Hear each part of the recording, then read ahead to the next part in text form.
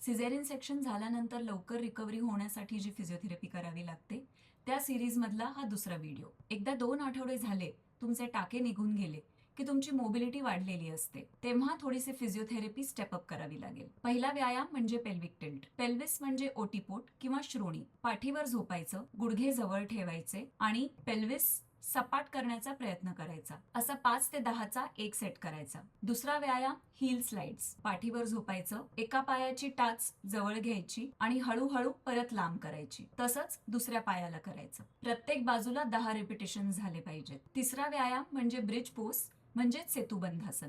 पाठीवर झोपायचं, टाचा जवळ घ्यायच्या, हात जमिनीला टेकले असले पाहिजेत आणि हळूच कंबर वर उचलायची.